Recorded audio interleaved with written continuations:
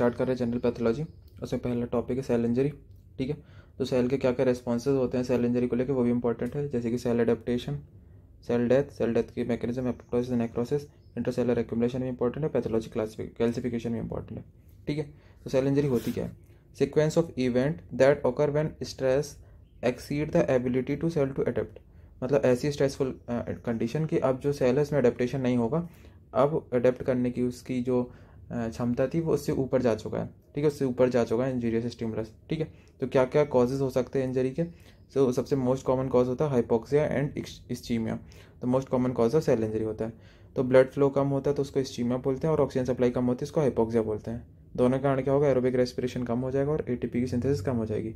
ATP कम होगा, उस वजह से सेल इंजरी हो जाएगी। ठीक है, फिर उसके बाद आता है फिजिकल एजेंट। तो mechanical trauma, thermal injury, radiation, electric shock, इस वजह से भी इंजरी हो सकती है। Chemical agent, poison, strong acid base, industrial hazard, therapeutic drugs, इन सब से भी सेल इंजरी हो सकती है। Infectious agent, virus, bacteria, fungal infection, इससे भी immunological reaction, hypersensitivity reaction, autoimmune reaction, इन सब से भी हो सकता है।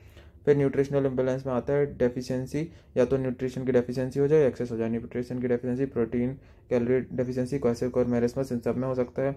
फिर एक्सेस में भी ओबेसिटी, हाइपरलिपिडीमिया होगा, तो जैसे ही ग्लूकोज का लेवल या फिर कोलेस्ट्रॉल का लेवल बढ़ेगा तो उस वजह से भी क्या हो सकता है कि सेल इंजरी हो सकती है। एजिंग से भी it decrease the ability to respond to stress. जैसे जैसे एज बढ़ती आती है सेल की, या फिर जैसे जैसे पर्सन की एज बढ़ती आती है, तो जो स्ट्रेस को रिस्पॉन्ड करने की एबिलिटी होती है वो कम होती आती है। तो इसमें क्या होगा कि अब सेल में एडेप्टेशन नहीं होगा और इंजरी हो जाएगी। यहाँ पर देखो नॉर्मल सेल है, नॉर्मल सेल में जब स्ट्रेसफुल कंडीशन आती है तो वो एडेप्टेशन करता है, और जब स्ट्रेस हट जाता है तो वापस से नॉर्मल हो जाता है। पर स्ट्रेस कुछ ज़्यादा हो जाए, परसिस्टेंस स्ट्रेस रहे, तो वो अडेप्ट नहीं कर पाएगा, या फिर जो स्टिमुलस है बहुत ज़्यादा इंजूरियस है तो उसमें हो जाएगी सेल इंजरी। ठीक है, फिर सेल इंजरी दो टाइप की, रिवर्सिबल इंजरी, एक होती है इरिवर्सिबल इंजरी। रिवर्सिबल इंजरी में क्या होता है कि कुछ ऐसे चेंजेस आते हैं जो कि रिवर्सिबल हो सकते हैं, तो अब सेल जो है वो रिवर्सल इंजरी के बाद नॉर्मल स्टेट में आ सकती है। पर इरिवर्सल इंजरी में उसके बाद वो नॉर्मल स्टेट में नहीं आ सकती, तो उसकी क्या होगी? सेल डेथ होगी। सेल डेथ दो प्रकार से हो सकती है, नेक्रोसिस और एपोप्टोसिस। ये दो मैकेनिज्म भी बहुत इंपॉर्टेंट है। ठीक है, तो अब देख लेते हैं मैकेनिज्म ऑफ सेल इंजरी। दो टाइप के हैं, रिवर्सिबल और इरिवर्सिबल। सबसे पहले रिवर्सिबल देखते हैं। तो when injurious stimuli removed, cell can go back to its normal state. तो जब अपन इंजूरियस स्टिमुलस हटाएंगे तो उसके बाद जो सेल है अपने नॉर्मल स्टेट में आ जाए, उसको बोलते हैं रिवर्सिबल इंजरी। ठीक है, तो क्या हुआ? ऑक्सीजन कम हुआ, हाइपोक्सिक इंजरी होगी मान के चलो। ठीक है, तो माइटोकॉन्ड्रिया में डैमेज होगा, तो उसमें क्या होगा? एटीपी सिंथेसिस कम हो जाएगी। ठीक है, एटीपी सिंथेसिस कम हुई, तो एटीपी सिंथेसिस कम होने की वजह से क्या है, जो सोडियम पोटेशियम पंप जो चल रहे थे एटीपी से, वो उनकी एक्टिविटी कम हो जाएगी। उनकी एक्टिविटी कम होगी तो इन्फ्लक्स ऑफ सोडियम और वाटर बढ़ जाएगा।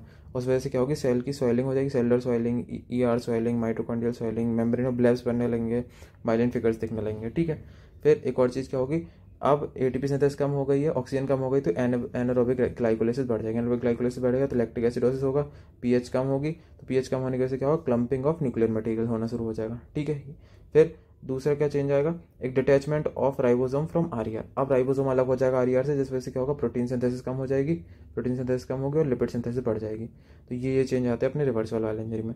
हॉलमार्क क्या होता है रिवर्सल इंजरी के? एक तो होता है सेल स्वेलिंग, ठीक है, और swelling of RER, dissociation of ribosome and protein synthesis कम होना। तो एक तो सेल स्वेलिंग होना और dissociation of ribosome from RER. ठीक है, ये दो हॉलमार्क होते हैं रिवर्सल इंजरी के। ऐसी फिर अपन देखते हैं इसको डायग्राम में। तो देखो, तो अपन इसको डायग्राम में देखेंगे, तो जैसे रिवर्सिबल इंजरी हुई तो इसमें माइलिन फिगर्स दिखने चालू हो गए, swelling of endoplasmic reticulum and mitochondria होगा, मेम्ब्रेन ब्लैब्स दिखेंगे, ऐसे मेम्ब्रेन फूल जाएगी, ऐसे मेम्ब्रेन ब्लैब्स दिखेंगे। तो ये रिवर्सिबल इंजरी में चेंजेस दिखते हैं। अब आते हैं next irreversible injury. Irreversible injury में क्या होता है? Continuous exposure to injurious stimulus, damage become irreversible. अब क्या हो रहा है कि बार बार इंजूरियस स्टिमुलस का एक्सपोजर हो रहा है, जिस वजह से जो इंजरी है वो अब इरिवर्सिबल हो गई। अब वापस से जो सेल है वो नॉर्मल स्टेट में नहीं आ सकती है। तो अब नेक्स्ट आते हैं मैकेनिज्म में। तो परसिस्टेंस इंजूरियस स्टिमुलाई, अब जो इंजूरियस स्टिमुलाई है वो बहुत देर तक है, तो उस वजह से क्या होगा? अब जो सेल है वो इरिवर्सिबल इंजरी वाली स्टेट में चला गया। एक तो एटीपी सिंथेसिस तो कम हो ही रही थी, अब बार बार इंजूरियस स्टिमुलस होने की वजह से जो मेम्ब्रेन है उसकी सिलेक्टिव परमिबिलिटी लूज हो गई है। अब वो सिलेक्टिव परमिबल नहीं रहा मेम्ब्रेन। ठीक है, तो यहाँ पर क्या होगा? एक चीज़, फ्री रेडिकल जो है उनका रिलीज बढ़ जाएगा, जिस वजह से क्या होगा, लिपिड पर ऑक्सीडेशन होगा, डीएनए डैमेज होगा और मेम्ब्रेन में डिसफंक्शन हो जाएगा। ठीक है, लिपिड पर ऑक्सीडेशन की वजह से जो लिपिड है उसमें जो उसकी फॉस्फोलिपिड है वो टूट जाएगा और इसकी वजह से मेम्ब्रेन डिसफंक्शन हो जाएगा। फिर मेम्ब्रेन में जो है सेलेक्टिव परमेबिलिटी चली गई है, तो जो साइटोसोलिक कैल्शियम है वो बढ़ जाएगा, जो कि एंडोप्लाज्मिक रेटिकुलम में स्टोर रहता है, वो साइटोप्लाज्म में आ जाएगा। तो जिससे क्या करेगा, वो बहुत सारी एंजाइम्स रिलीज करा देगा। एंजाइम्स रिलीज जैसे फॉस्फोलाइपेज, एंडोन्यूक्लियस, डीएनएस और अपना प्रोटीएस। तो ये सब एंजाइम रिलीज करा देगा। तो फॉस्फोलाइपेज क्या करा देगा, फॉस्फोलिपिड बाइलेयर को तोड़ देगा, तो इससे मेम्ब्रेन डिसफंक्शन हो जाएगा और माइलिन फिगर्स अपने दिखने लगेंगे। डीएनए डैमेज हो जाएगा डीएनएस और एंडोन्यूक्लियस से, प्रोटीएस से प्रोटीन का ब्रेकडाउन हो जाएगा। इन सब की वजह से क्या होगा, फाइनली सेल डेथ हो जाएगी।